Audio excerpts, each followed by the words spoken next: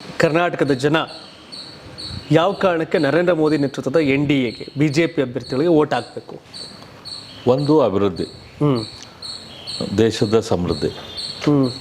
ಎರಡನೇದ್ದು ನಮ್ಮ ಸಂಸ್ಕೃತಿ, ನಮ್ಮ ಭಾಷೆ, ನಮ್ಮ ಆಚಾರ ವಿಚಾರ, ಸನಾತನ ಧರ್ಮಕ್ಕೆ ಸಿಗುವಂಥ ಗೌರವ ಮತ್ತು ತಮ್ಮ ಮಕ್ಕಳ ಭವಿಷ್ಯ.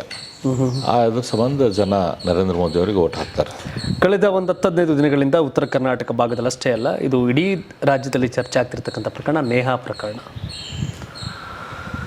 ರಾಜಕಾರಣ ಸಪ್ರೇಟು ಆಚೆ ಈಚೆ ಅಂದರೂ ಕೂಡ ಈ ಒಂದು ಪ್ರಕರಣದ ಲೆಕ್ಕಾಚಾರಗಳು ಏನು?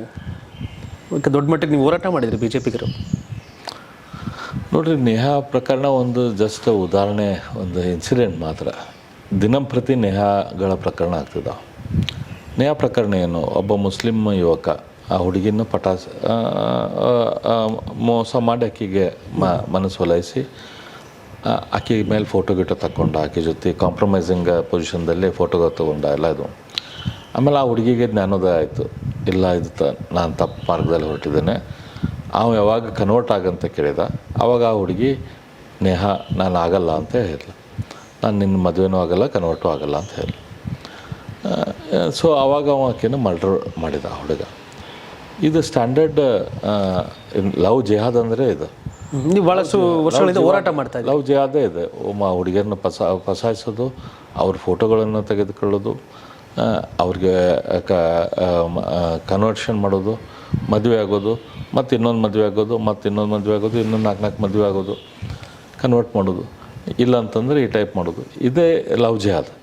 ಸೊ ಇದೊಂದು ಇಂಥ ಗಂಭೀರ ಪ್ರಕರಣ ಆದರೂ ಕೂಡ ಮುಖ್ಯಮಂತ್ರಿ ಆದಂಥವರು ಇದೊಂದು ವೈಯಕ್ತಿಕ ವಿಷಯ ಅಂತ ಹೇಳ್ತಾರೆ. ಇದು ವೈಯಕ್ತಿಕ ವಿಷಯ ಅಲ್ಲ, ಇದು ಸ್ಟ್ರಾಟಜಿಸೈಸ್ ಆಗಿ ಈಗ ಮಾಡ್ತಾ ಇರುವಂಥ ಕನ್ವರ್ಷನ್ಗೆ ಆ ಸೂಕ್ಷ್ಮತೆ ಅವ್ರಿಗಿಲ್ಲ. ಅವ್ರಿಗೆ ನಮ್ಮ ಮುಖ್ಯಮಂತ್ರಿಗಳು ಭಾಳ ಜಾಣ ಮುಖ್ಯಮಂತ್ರಿಗಳು, ಅವರಿಗೆ ತಿಳಿಲಾರ್ದಂಥ ವಿಷಯ ಅಲ್ಲ. ಆದರೂ ಕೂಡ ಮುಸ್ಲಿಂ ವಲಯಕ್ಕೆ ರಾಜಕಾರಣಕ್ಕಾಗಿ, ಮುಸ್ಲಿಂ ಓಟಗಳ ಸಂಬಂಧಾಗಿ ಅವರಿಲ್ಲ ಇದೊಂದು ವೈಯಕ್ತಿಕ ವಿಷಯ ಅಂತ. ಅಂದರೆ ಪೂರ್ತಿ ಪ್ರಕರಣದ ತನಿಖೆಯ ದಾರಿಯನ್ನು ತಪ್ಪಿಸುವಂಥ ಕೆಲಸ ಅವರು ಮಾಡಿದರು.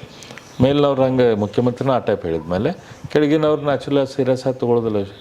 ಈ ರೀತಿ ಮಾಡಿದಾಗ ಜನರಿಗೆ ನ್ಯಾಚುರಲಿ ಎದ್ದು ಕಾಣ್ತೈತಿ, ನಮಗೆ ಕಾಣುತ್ತೆ, ನಮ್ಮ ಚಿಕ್ಕ ಹುಡುಗಗೆ ಗೊತ್ತಾಗುತ್ತೆ ಲವ್ ಜಿಹಾದ್ ಪ್ರಕರಣ, ಇವ ಮಾಡಿದ್ದು ತಪ್ಪು, ಇದು ಘೋರ ಅನ್ಯಾಯ ಅಂಥೇಳಿ. ನಾನು ನೋಡಿದ್ದೆ ಅದು ಹುಡುಗಿ ಬಾಡಿ. ನಾನು ಅದು ಅನ್ನ ಸೌಟ್ ಹಾಕಿ ಅನ್ನ ತೆಗೆದಿರ್ತಾರಲ್ಲ ಮನೆಯಲ್ಲಿ, ಆ ರೀತಿ ಕೆತ್ತಿದ್ದ. ಎಷ್ಟು ಕ್ರೂರ ಇರ್ಬೋದು.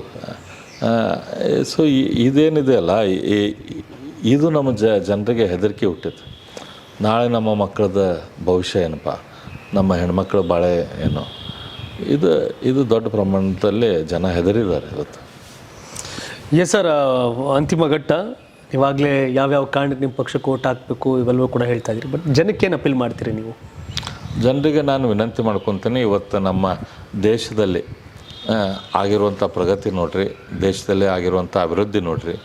ಇಡೀ ದೇಶದಲ್ಲಿ ನಮ್ಮ ಭಾರತೀಯತೆಗೆ, ನಮ್ಮ ಸಂಸ್ಕೃತಿಗೆ, ನಮ್ಮ ಭಾಷೆಗಳಿಗೆ, ನಮ್ಮ ತನಕ ಸಿಗ್ತಿರುವಂಥ ಗೌರವ ಮತ್ತು ಇಡೀ ಜಗತ್ತಿನಲ್ಲಿ ಭಾರತೀಯರನ್ನು, ಭಾರತದ ವಿಚಾರಗಳ ಬಗ್ಗೆ ತಿಳ್ಕೊಂಡಿರುವಂಥ ಇವತ್ತು ಜಗತ್ತಿನಲ್ಲಿ ಮೂಡಿ ಬಂದಿರುವಂಥ ನಂಬಿಕೆ, ಇವನ್ನೆಲ್ಲ ನೋಡಿ ನಿಮ್ಮ ಮುಂದಿನ ಮಕ್ಕಳ ಭವಿಷ್ಯಕ್ಕಾಗಿ, ದೇಶದ ಭವಿಷ್ಯಕ್ಕಾಗಿ ತಾವೆಲ್ಲರೂ ಮತ್ತೊಮ್ಮೆ ನರೇಂದ್ರ ಮೋದಿ ಅವರಿಗೆ ಆಶೀರ್ವಾದ ಮಾಡಬೇಕು. ಇಲ್ಲಿ ಎಲ್ಲ ಕ್ಯಾಂಡಿಡೇಟ್ಗಳಿಗೆ ಭಾರತೀಯ ಜನತಾ ಪಕ್ಷಕ್ಕೆ ವೋಟ್ ಹಾಕೋದ್ರ ಮೂಲಕ ನರೇಂದ್ರ ಮೋದಿ ಅವ್ರನ್ನ ಆರಿಸ್ಕೊಂಬರ್ಬೇಕಂತೇಳಿ ನಾವು ವಿನಂತಿ ಮಾಡ್ಕೊತೀವಿ. ಕಡೆಯದಾಗಿ ನರೇಂದ್ರ ಮೋದಿ ಅವ್ರ ಬಗ್ಗೆ 1 ನಿಮಿಷದಲ್ಲಿ ಹೇಳಿದ್ರೆ ಏನು ಹೇಳ್ತೀರಿ? ನರೇಂದ್ರ ಮೋದಿ ಅವ್ರ ಬಗ್ಗೆ ಹೋಪ್ ಆಫ್ ದಿಸ್ ವರ್ಲ್ಡ್. ಇವತ್ತು ಜಗತ್ತಿನ ಆಶಾಕಿರಣ ಅವರು, ಕೇವಲ ನಮ್ಮ ದೇಶ ಅಲ್ಲ, ಜಗತ್ತಿನ ಆಶಾಕಿರಣ. 28 ಕ್ಷೇತ್ರಗಳಲ್ಲಿ ಎಷ್ಟು ಗೆಲ್ತೀರಿ ಸರಿ? 28ಕ್ಕೆ 28 ಗೆಲ್ತೀವಿ. 28ಕ್ಕೆ 28? ಹೌದು. ಎಸ್ ಸರ್, ಒಳ್ಳೆಯದಾಗಲಿ. ನಮ್ಮ ಟೈಮ್ ಕೊಟ್ರಿ, ಕ್ಯಾಂಪೇನ್ಗೆ ಹೋಗಬೇಕಾಗಿತ್ತು, ಈ ಸಂದರ್ಭದಲ್ಲಿ ಕೂಡ ನಮ್ಮ ಸಮಯ ಕೊಟ್ರಿ. ಅರವಿಂದ್ ಬೆಲ್ಲದವರು ರಾಜಕಾರಣದಲ್ಲಿ ತನ್ನದೇ ಆದಂಥ ಛಾಪನ್ನು ಮೂಡಿಸಿರೋದು.